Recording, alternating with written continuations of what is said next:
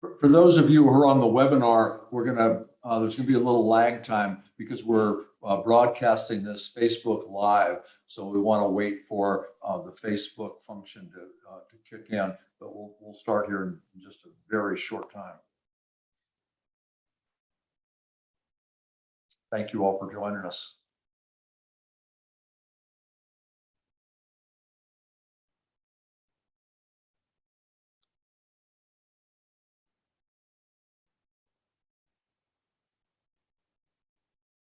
We are live. All right, thank you, Reddy.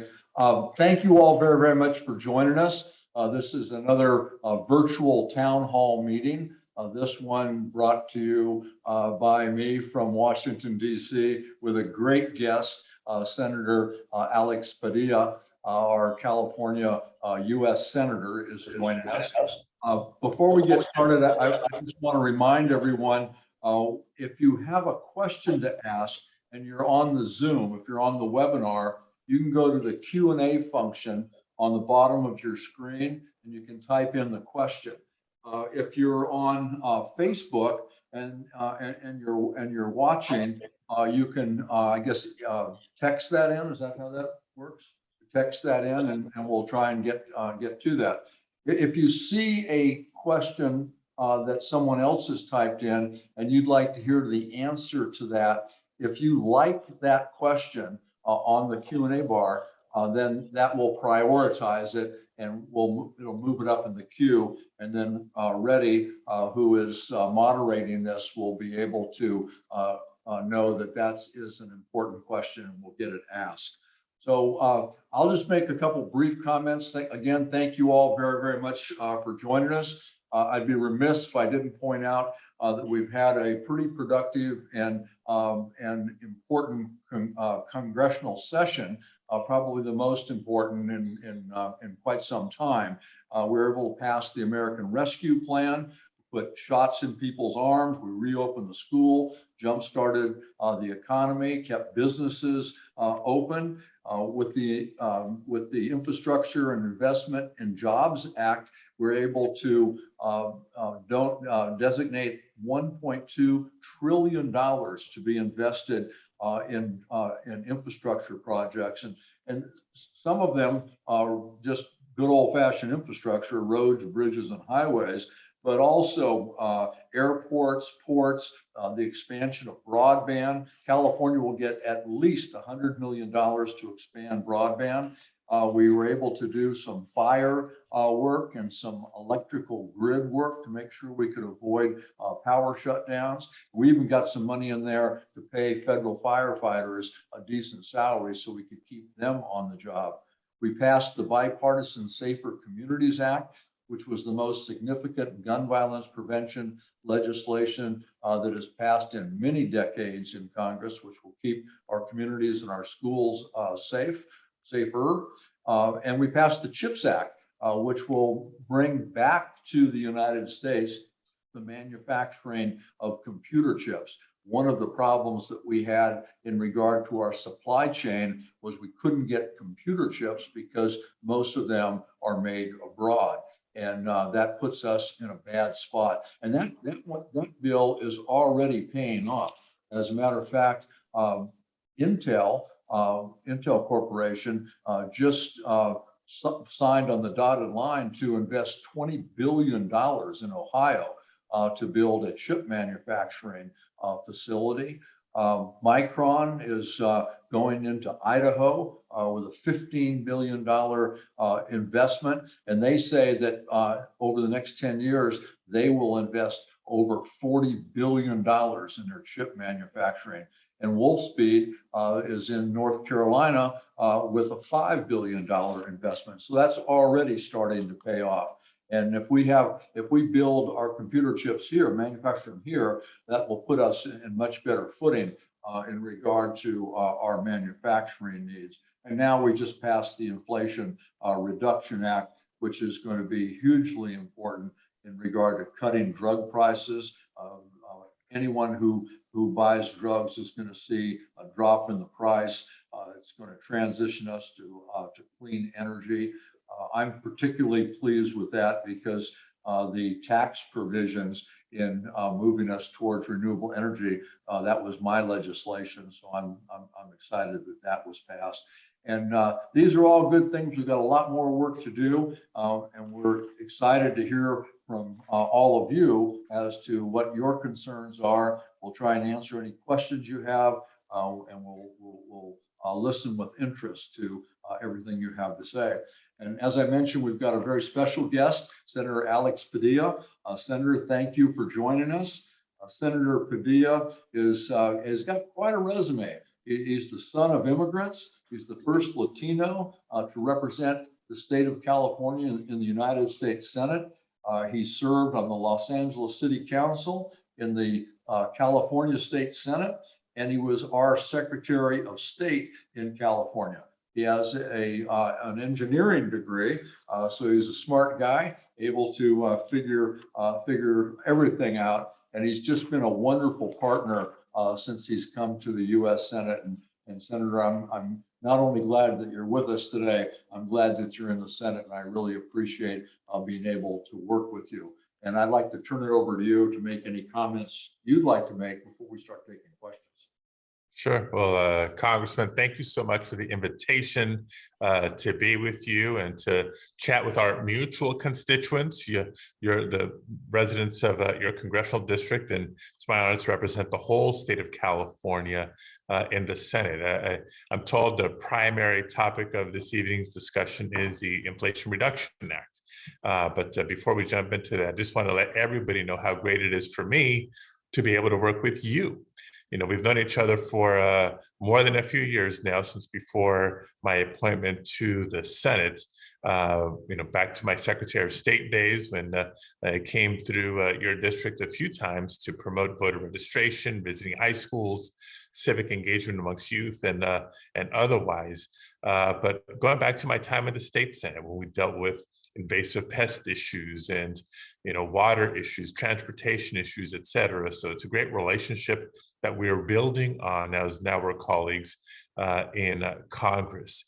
You did a great job of recapping what a productive last 20 months have been. Despite the thin margins in both houses of Congress, and the House side and the Senate side, from the ARP to infrastructure, the CHIPS Act, and now the Inflation Reduction Act, we're actually getting a lot done. And that's not to mention all the federal judges that we've successfully confirmed as well. But we know it's challenging times right now for a whole lot of families dealing with price increases in different categories. So the timing of the Inflation Reduction Act couldn't be better. The two big buckets, if you will, actually the three buckets of the Inflation Reduction Act.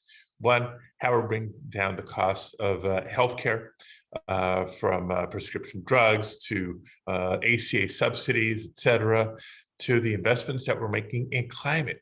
It's almost overlooked that this is the largest investment in tackling climate change in our nation's history and in world history. No country has done more ever in a single action than what we're doing with the Inflation Reduction Act. And for the folks who are mindful of our fiscal responsibility, we're doing it in a way that actually reduces the deficit, does not increase the deficit, but by ensuring that the multi-billion-dollar corporations are paying a little bit more of their fair share in taxes, recovering the investments in the Inflation Reduction Act, and reducing the deficit all at the same time. So I'm sure there's questions on some of the specifics here, which we're going to be glad to respond to, but I just want to make sure that your constituents Mike, know what a great partner that you've been since my arrival, and I look forward to working with you for many, many years to come.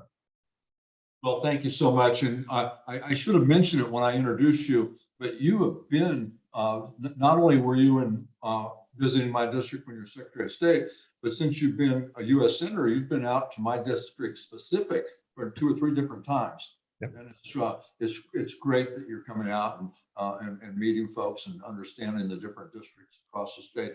I just want to remind people, if you have a question, go to the Q&A and type in your question. If you see one that you like and want to hear the answer, like that one, and we'll be able to prioritize that.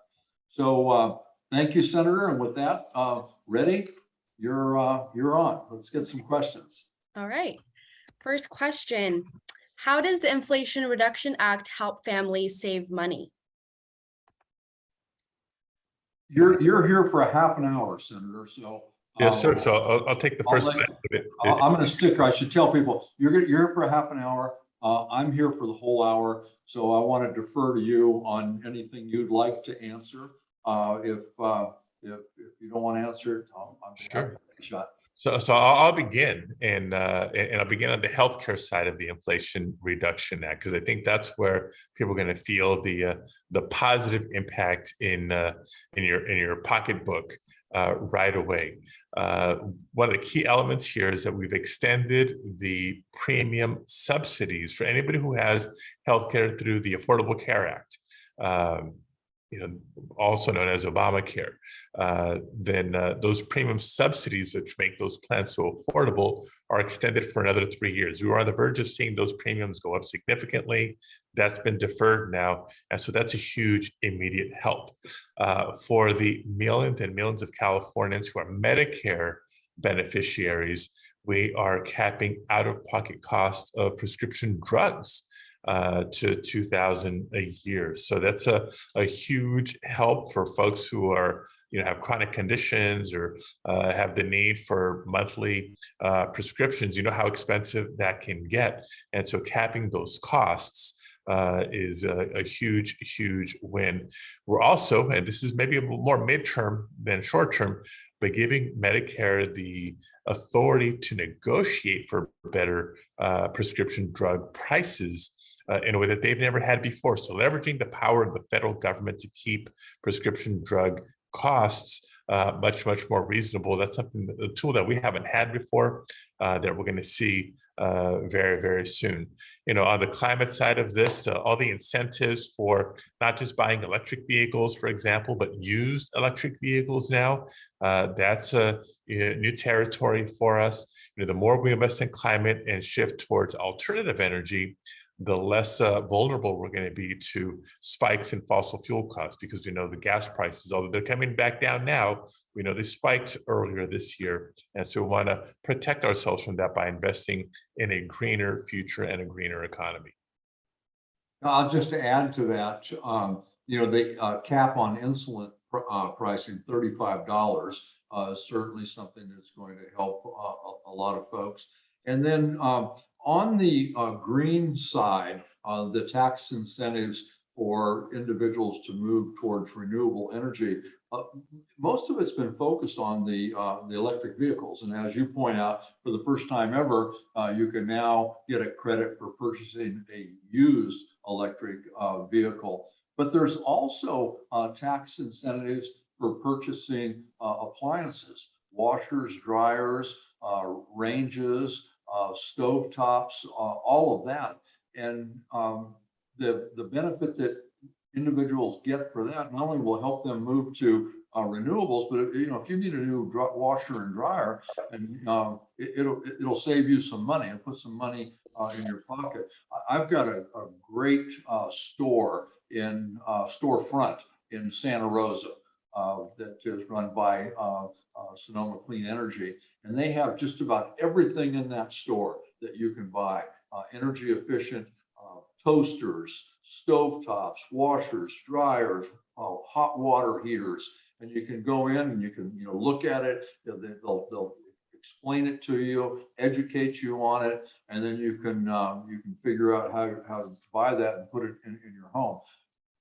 This piece of legislation will provide tax incentives for people to purchase those. So just another example. Great. This next question is for Congressman Thompson. Ready? Let me just add one other thing. Yes. And Alex, you alluded to it in your opening comments, but there's a deficit reduction provision in this bill, $300 billion that goes to reducing the deficit, and that will save all Americans money in the long run.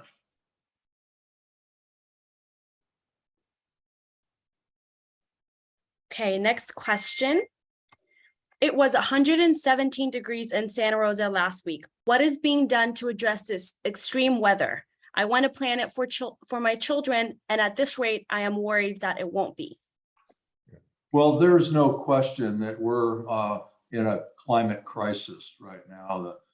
Not only is Santa Rosa and Napa seeing all-time record highs in temperatures, but it is around the globe we're seeing this problem.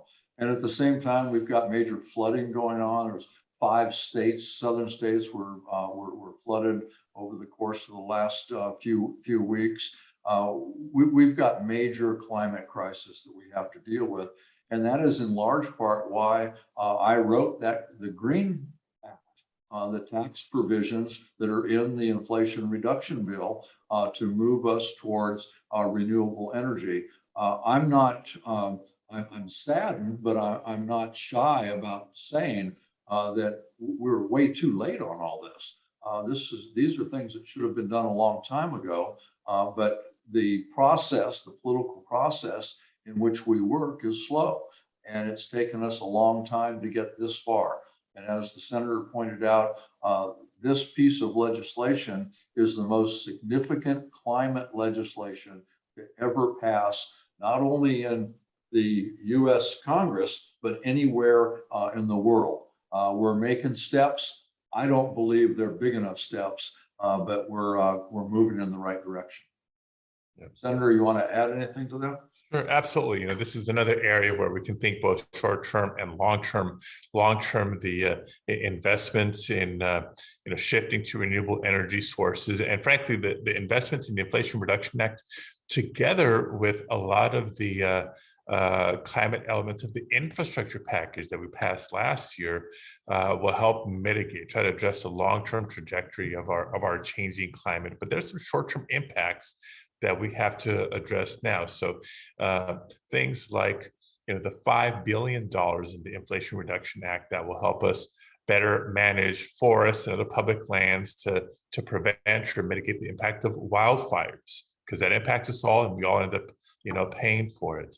There was $4 billion that we added at the end, just before the final approval on the Senate side, to address drought impacts in the West. So that's not just all California, but it's for the Western United States, but California being the biggest bulk, with decreasing water supply, not just Northern California, but the Colorado River, for example. One of the situations we're going to find ourselves in is how do you get farmers to grow a little bit less each year, because we don't have the water for those types of crops, but buffer the economic impact for them, for their workers, et cetera. And so there was a significant line item, $4 billion in the Inflation Reduction Act. And in the meantime, I can't help but pitch a policy initiative that we have separately, and that is calling on the federal government to create a federal heat standard for workers, people who work outdoors, whether it's farm workers, people in construction, truck drivers and others, or inside in warehouses, et cetera, that are exposed to extreme heat, how to make sure that we are setting standards to protect their health and safety. We have some similar standards for outdoor workers in California, but we need all workers protected, not just in California, but across the country. I'm hopeful that some of that money will be able, the $4 billion for addressing the drought, a lot of that will go for technical advice, et cetera. But there's some, and again, the infrastructure spending that we're doing, whether it's shoring up canals or other water infrastructure, to think that we lose a lot of water, limited water, to evaporation or leaky pipes. That's unconscionable. Water is precious, and so upgrading our aging infrastructure is a wise investment. And I'm hopeful that California will get more than our fair share of that money. And we've got some good projects. The Sites Reservoir has been on the books for a long time, and that's going to be very, very helpful to agriculture over in the northern Sacramento Valley. There's folks from California Waterfowl are on the Hill today. I don't know if they got in to see you, but they've been around. The Klamath Basin is dry; it's bone dry, And that's an area that's important to any type of, not only that's important to any type of, not only migratory waterfowl, but shorebirds and anything else that relies on our environment to exist.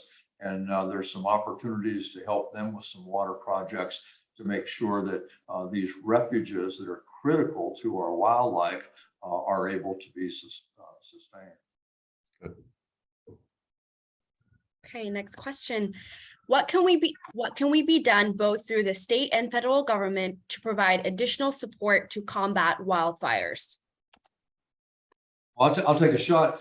We both talked about it a little bit, but there has been quite a bit invested to make sure that we can. Everything from better forest management to more boots on the ground, better equipment. We've got throughout our area, we have in place a lot of early warning devices now, cameras to be able to detect fires, to let folks know. I think we can all be proud of the way that CAL FIRE has responded. It seems like every time there's a fire, I've had 4 or 5 of them in my district already this year, and they're on it like the proverbial dog on a bone. And they're putting those fires out, putting them out quickly. One area where we've made a real good inroads is in bolstering our federal firefighters. They were paid an unconscionably low salary, and we just couldn't get people. And now we've been able to get that raised a little bit. The infrastructure bill had a lot of money that went in to deal with these different projects and programs that do just that, deal with fire problems. Fire councils have been able to get funding for the work that they're doing on the local basis. So we've made quite a bit of headway, and we still got a long way to go. There's a lot of areas that haven't been properly managed and taken care of, and it's not just the federal forest, but a lot of private land that's been neglected, and we have to really be conscious of the fact that there's a needed responsibility for all land stewards to ensure that we do a good job in managing our lands to reduce the threat of fire. Yeah, no, it's critical, Mike. I think California sadly has become the exhibit A on climate change for the country. When my colleagues get into debate about, well, if we don't do something now, then in 25 years, Earth's temperature may go up, X number of degrees, et cetera. I said, no, it's not about 25 years from now. It's about now. We've seen the frequency, the severity of wildfires in recent years. So it's an all of the above approach. You've talked about better management, not just of national forests, but other public lands, federal and state. So we don't have these recipe for disaster conditions. I mean, think about, old forests, the extreme heat coupled with the drought, dry conditions, it has been a recipe for disaster. So better management of those lands is part of what we're funding through the Inflation Reduction Act. In the event of a fire, it's both the need for firefighters. You talked about better compensation to improve recruitment, retention of firefighters at the federal level who work so closely with CAL FIRE, other state and local agencies. And it's also equipment. I was recently at McClellan Air Force Base, just north of Sacramento, looking at the CAL FIRE fleet. A lot that's been invested in by the state of California, but a lot that is surplus federal Department of Defense aircraft that's been retrofitted to become firefighting aircraft, and we need more of it. And so one of my bills, I'm going to brag a little bit here, we have a bill that would lift the cap on the number of aircraft that can be transferred from the federal government to the state government for purposes of fighting fires, to add more resources to firefighting if and when we need it. And lastly, this is a bill that hopefully is coming your way over the next month or two, a bill I have to modernize FEMA.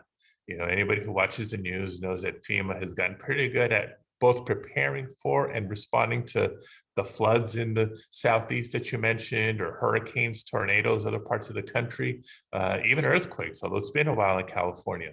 But when it comes to wildfire, not so much. So adopting the best practices for other types of disasters to pre-position assets, when we know the conditions are ripe, windy, dry, hot conditions, and be able to respond to a fire when they happen more quickly, either to minimize or mitigate the damage, that's going to go a long way. You're absolutely right. And, one reason we've been able to do such a good job, not we, but CAL FIRE, is the pre-positioning of equipment.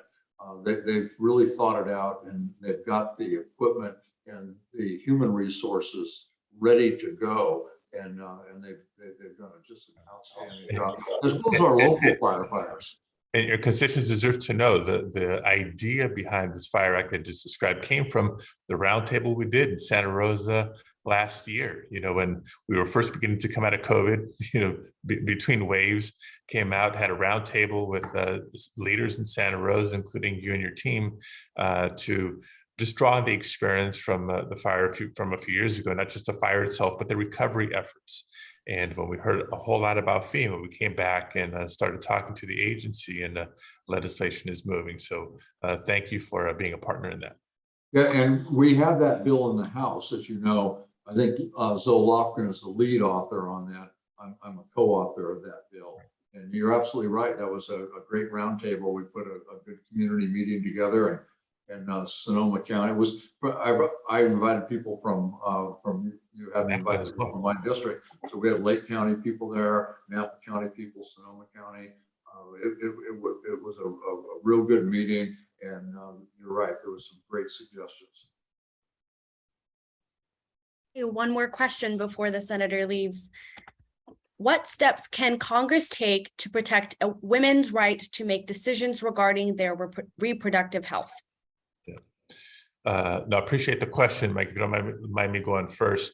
First of all, I think it's important to reiterate, and everybody listening and watching, share with all your friends, your neighbors, your coworkers, your family members, reproductive rights are still maintained in California because of state law. And we'll actually have an opportunity. There's a measure on the ballot this November to enshrine those rights into the state constitution. So be mindful when you're getting ready to go vote. Read that ballot guide and prepare and make sure that you go vote this November.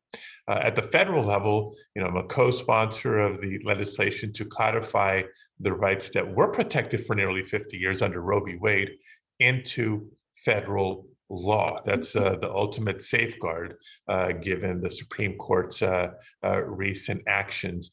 But I also want to highlight one step further, because California may be protected, Californians may be protected, but we're seeing increasingly people coming from other states who maybe are not as friendly to reproductive rights, coming to California to get the care that they need.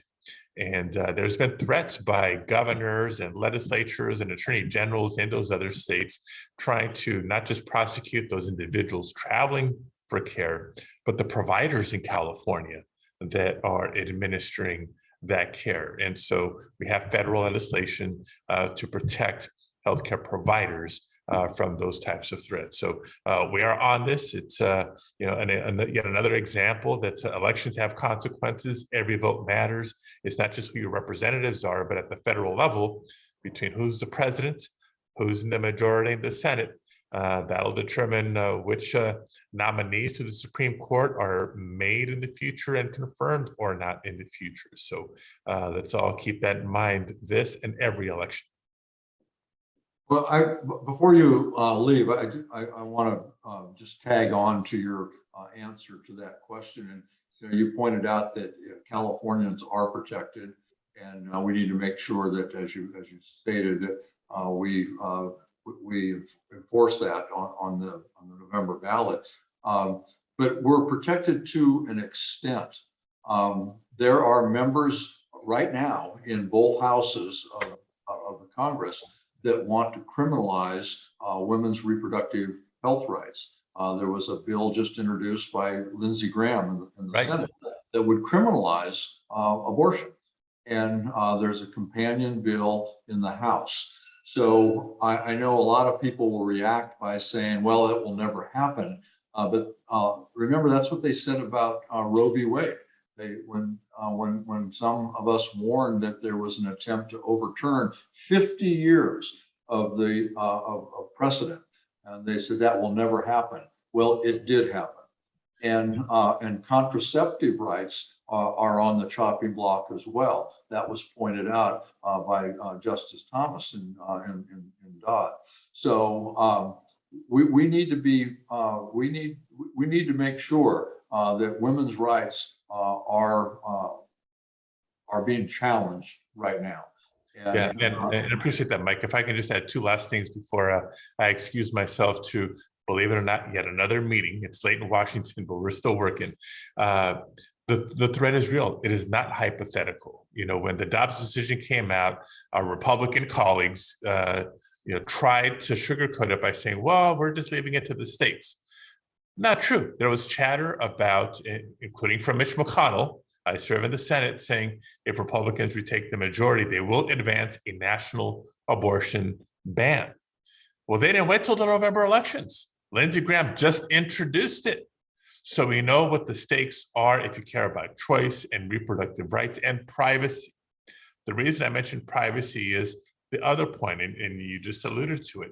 If you follow the legal rationale, the reasoning, if you will, that the extremists on the Supreme Court used to justify undoing the protections of Roe v. Wade, that can easily be utilized to take away other rights that people have thought were a matter of settled law, access to contraception, interracial marriage, and so much more. So yes, there's a lot at stake at the Supreme Court. There's a lot at stake on the ballot in November. So please, if you're eligible, make sure you're registered, update your registration if you've moved. This is the former Secretary of State of California talking. Go to sos.ca.gov, register to vote if you haven't done so, and make sure you vote. Alex, good advice. Thank you very much. Thanks for giving us some time tonight. I really appreciate it. I'll see you over under the dome tomorrow, and I look forward to having you back in our congressional district real soon. So thank you. All right, thank you, Mike. Thank you, everybody. Have a good evening.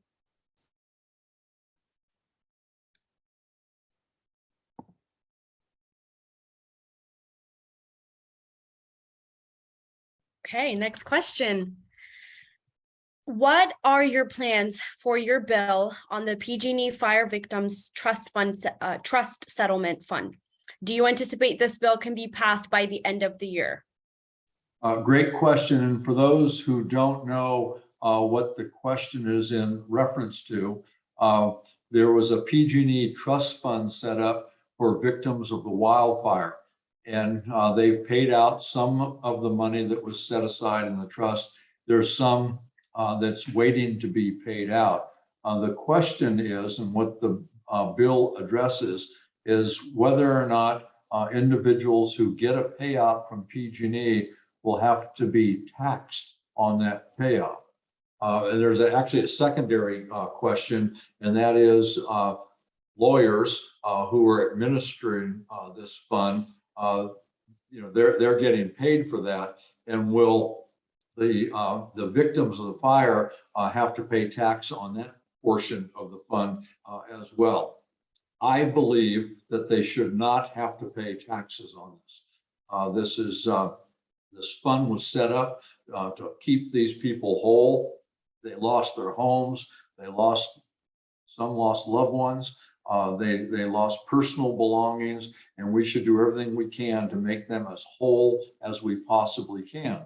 So I've done a couple of things. One, I've gone to Treasury and asked them to review this situation and let us know with certainty what the tax implications are in regard to these payouts. They are working on that right now. The other thing I did at the same time was I introduced legislation that says no taxation on these payouts. That bill is in bill form, and it is right now it's in the committee on which I sit, the Ways and Means Committee. And we've just taken a major step. One thing you have to do before you can advance any legislation of consequence is you have to have it figure out what it's going to cost. The terminology here is you have to have the bill scored.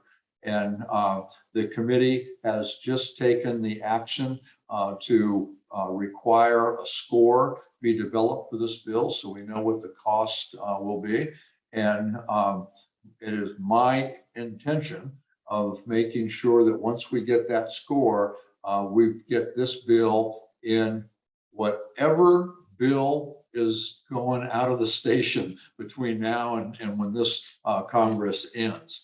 And make sure that it becomes a law this year, so we can just make life a little bit easier for people who have had their lives already turned upside down. So short answer is, you bet. I want this bill passed, and I'm doing everything I can to make sure that happens before we end this session of Congress. What is being done to prevent the secretaries of state in our states from throwing the 2024 election to the Republicans?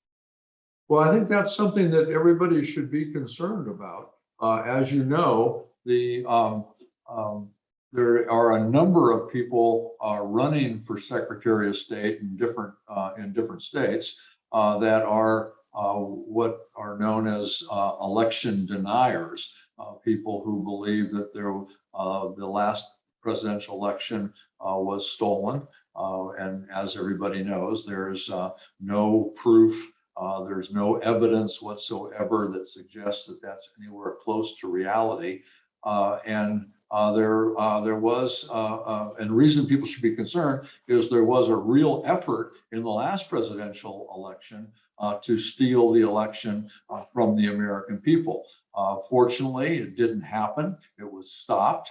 And we need to be vigilant about this, and we need to make sure that we elect people who understand and respect the rule of law and understand that their job is to ensure that we have free, fair, and transparent elections. It is not their job to put their thumb on the scale. And there's a lot of folks across the country who are working really hard to make sure those candidates are not elected. And we just need to stay vigilant and keep that going.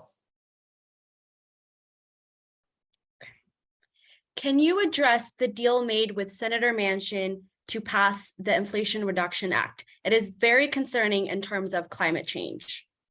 Well, I can talk from 30,000 feet. I wasn't part of the deal, but essentially it's being reported that that Senator Manchin and Senator Schumer, in putting together the Inflation Reduction Act compromise, agreed that there would be legislation to streamline permitting that's done in order to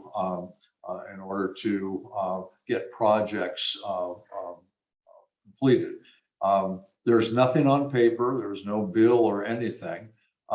It is quite controversial here in Congress on both sides of the building, in the Senate and in the House. As I said, I have not seen the bill yet, and I will reserve comment as to what I will do if that bill comes up until I read the bill. There's always, I believe there's always reason to want to streamline the process for permitting, make sure it's fair, make sure it protects both sides of the debate, and that it's appropriate, fair, and protects the environment. So while there may be some reason, some justifiable reason for making improvements to the process, I need to look at it before I'll agree to do anything like that. Okay. Our county fairgrounds serve as emergency staging grounds and emergency shelters during natural disasters. Ours and many others around the state have seriously degraded degraded infrastructure. How can the federal government help support our state fairs to upgrade to renewable off-grid infrastructure to make sure that these facilities are operational when we need them in emergency? Well, first of all, I'm not sure which county this call is coming from, but I can tell you every fairground in the congressional district that I'm so honored to represent falls into this category, and they're most appropriate for staging areas. And this has been an issue for as long as I've been doing public policy. When I was in the state Senate, this was an issue. There were attempts to shut down fairgrounds, and the argument has always been, hold on, this is where we're going to stage if there's a natural disaster, if there's an emergency. And sure enough, we're still staging there. So, and you can go to any one of these fairgrounds, and the definition or the description of deferred maintenance and dilapidated infrastructure applies. So we need to do a lot more. It's a state responsibility. I don't know if there's any federal means by which to help fund this, but I would certainly be interested in helping if there is a way to do it. Now, we, the federal government, made sure that the state of California and the other states got plenty of help to deal with the impact of COVID in our area. So they're pretty flush with state funds. And if they could spare some of those, I know that our fairgrounds can use the help. And I'm more than happy to look at any type of federal funding that might be available. So thanks for bringing it up. Thanks for recognizing the importance of our fairgrounds. Not only is it a great place to go to see a fair, and a great place for young people to get involved in agriculture and a great respite from the demands of everyday life, but they're an essential part of our community, and we call on them a lot. What is Congress going to do about a possible nationwide rail workers strike? Well, that's an excellent question. We're right in the throes of that now. I can tell you what I know, and that is that there is an all hands on deck effort to get the two parties to come to an agreement to avert any type of rail strike. Last I heard, and that was 45 minutes ago probably, is that all parties are at the table. They're working to figure this out and to try and come to some agreement. And they've made some progress. It's my understanding that the sticking point right now is benefits and rail safety. And I know for a fact that there's a lot we can do in regard to rail safety, because I've led that charge because of some problems that we've had in our current congressional district. And back when I was in the state Senate, we had a major derailment up in Shasta County, which was in my first Senate district. And I carried legislation to improve the first responder response in regard to rail accidents, and rewrote the law as to how to identify whatever it is that is being transported on the rail cars. When we had that derailment in Dunsmuir, nobody could, the first responders got there, but no one could respond because they weren't sure what was in the tanks, and they had to wait and get that all clarified. And so we addressed all that. So the safety issues in regard to rail remain a concern. And I think that those the labor side of the table is appropriate to raise those issues. And I also think that labor side of the argument it has good grounds for arguing that their benefit stuff is weak. They're on call 24/7. There's some major concern about their sick time. And I just don't think anybody who works hard for a living should be put in a position where they can't go to the doctors or they can't take care of sick kids if that's the case. So it needs to be a fair agreement, and I'm really hoping that we're able to get it before the deadline, which I believe is Friday night. There's talk in Congress right now about the president extending the time, giving both sides more time at the table to try and negotiate a settlement. Great. There have been multiple homicides in Vallejo over the last week.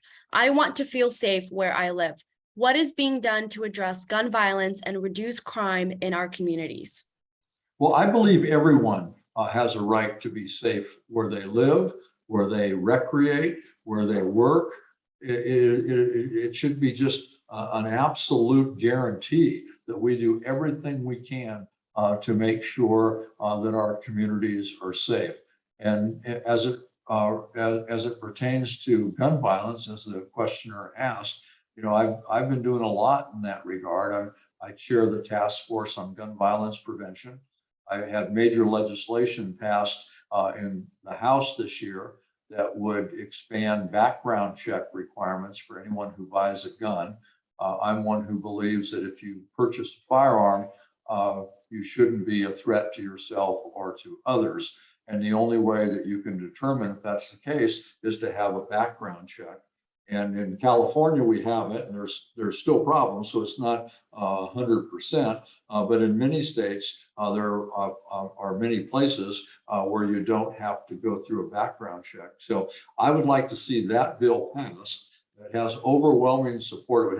It passed the House with bipartisan support. It enjoys 90% approval across the United States. So everybody, Democrats, Republicans, Independents, Peace and Freedom, you name it, support this legislation. What we did do in Congress, and it's I think important to note, is we passed the Safer Communities Act, which was a bipartisan bill that did a couple of things. It closed what's known as the boyfriend loophole. And what that refers to is, before passage of this bill, if you were married to someone and you abused them, you were prohibited from owning a firearm. But if you were in a non-marital relationship and you abused your partner, there was no prohibition. And we've been trying to close that loophole forever, and we finally did.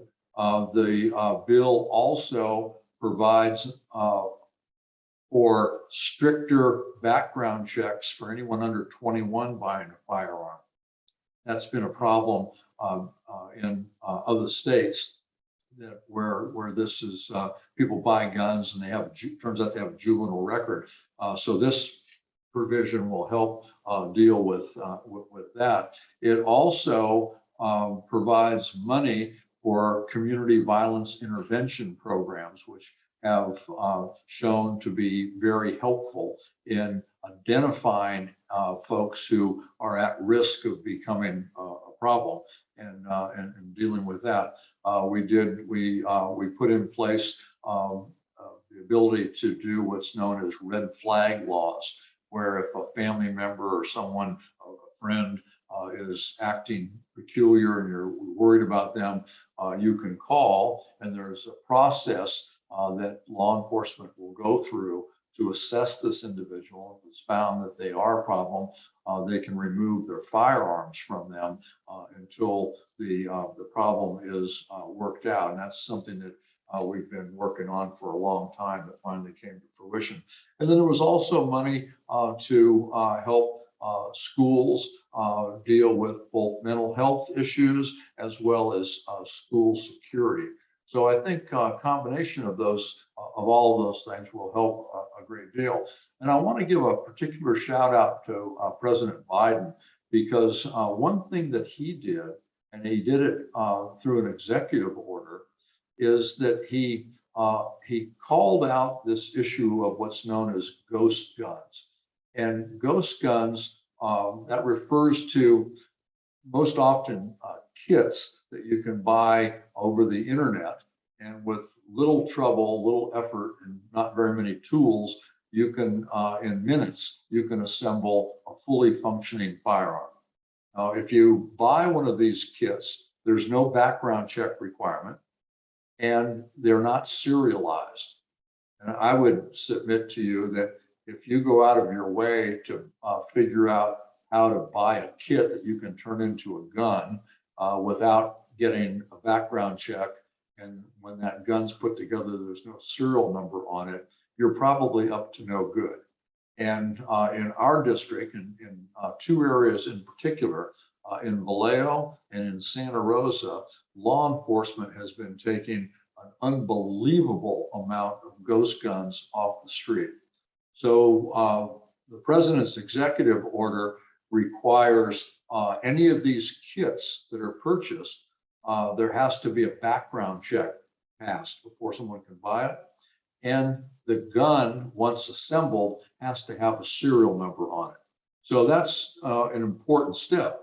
Now, having said that, we're getting reports now that some manufacturers aren't doing the kits anymore. They're just making different components and selling the components independent of each other. So you don't buy a kit and put it together. You buy one component for the one part of the gun and one component for the other part, and you put those together. And that way they're circumventing this newest regulation that's out there.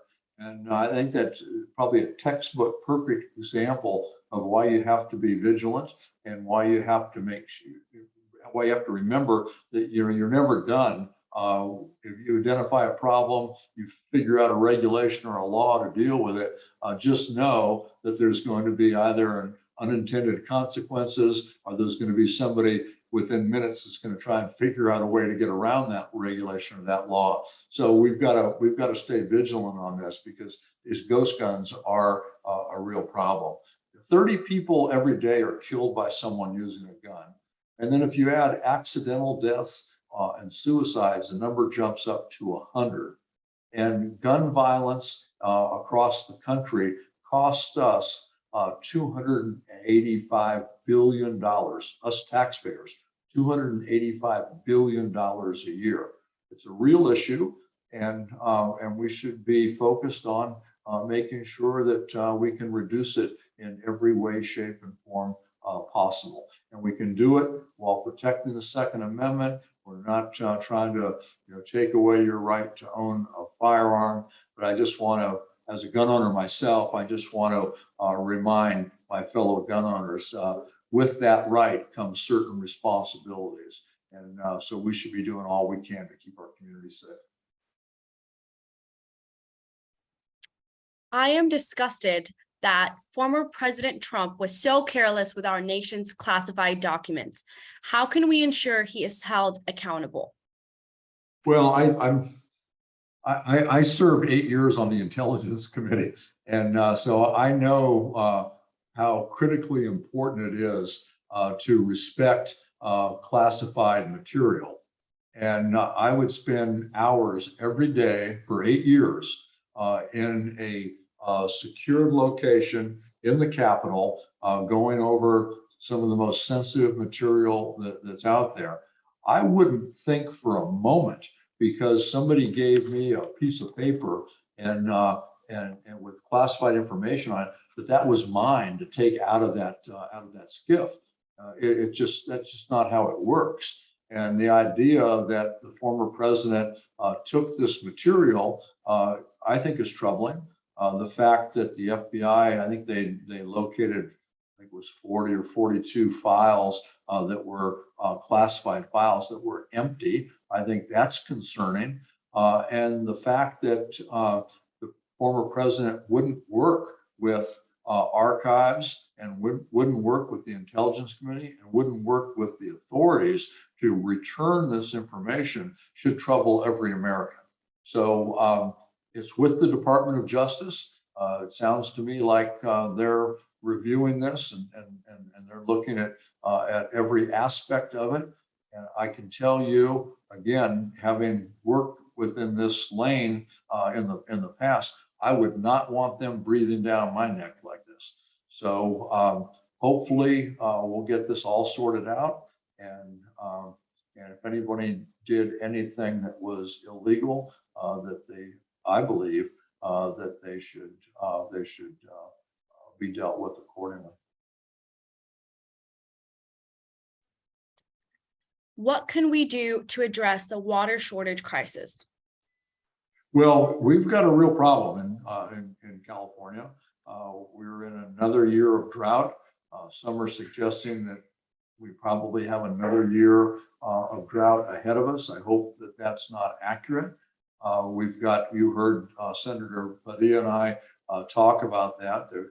We're able to get $4 billion that will go to states impacted by drought.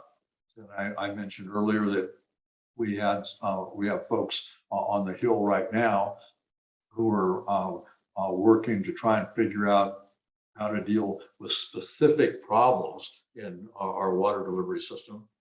One is Klamath Basin. There's some opportunities to be able to purchase some water rights and to get water to that refuge. There's the construction of Sites Reservoir up in the northern Sacramento Valley, which is important, I believe, to complete that and to be able to provide water to agriculture. Conservation is still a major issue. We need to do everything we can to conserve water. The evaporation of water through bad pipes and open ditches is an issue that we need to deal with. And I've long felt that there's appropriate application for desalination. I think it's, matter of fact, there's one going in now that I think will be a good model for what we can do. Some of it, and there's probably different types of it. You know, you can use desalination to clean up brackish groundwater and recharge aquifers with that.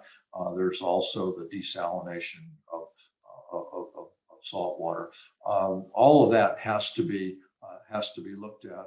And in the meantime, we're going to have to be good stewards of the land and conserve water all that we can. This next question will be our last one. As our fundamental rights come under threat, what can we do to protect same-sex marriage? Well, I think that both the senator and I spoke about that in regard to the Dobbs decision and what the Supreme Court did. And the Supreme Court laid the groundwork for going after same-sex marriage, interracial marriage, and contraception. So we need to be active participants in the electoral process. We need to make sure that we elect people that reflect our values. And I just, the idea that in our lifetime that we're experiencing a U.S. Supreme Court that's taking rights away from people, I think is troubling and disgusting. My granddaughters have less rights than my wife had because of this Dobbs decision. So this should get people fired up, and people need to know that elections matter, and who they send to whatever elected office it is has consequences. And the idea that we would, as I said, we would take rights away from people is troubling for me, and I hope it is for everybody else. So be aware of what's going on, be active, participate in the electoral process, as Senator Padilla said, register to vote and exercise your right to vote. You have a right to vote. People died for that. People bled for that. People worked tirelessly to make sure that every American has a right to vote. Exercise it. That was our last question. All right, Reddy, as usual, you've done a fantastic job. Thank you very much. Reddy is from our district, went to school at Pacific Union College, came out to DC to do an internship, and she did such a wonderful job. We haven't let her go home. So thank you for doing a good job tonight. I want to thank everyone for participating. We had a good number of people on. If your question wasn't answered, we will get an answer to you. If your appropriate information is left in the queue, we'll get answers to that. We'll be back probably too soon with another virtual town hall meeting. But I want to hear what you're thinking, what you have to say. I want to try to answer any questions that you have. And I look forward to going back to live in-person town hall meetings. I guess this is the next best thing. And I just want you to know how much I appreciate being able to meet with you, even though it's virtual. So thank you very much. Be safe, and I'll see you soon.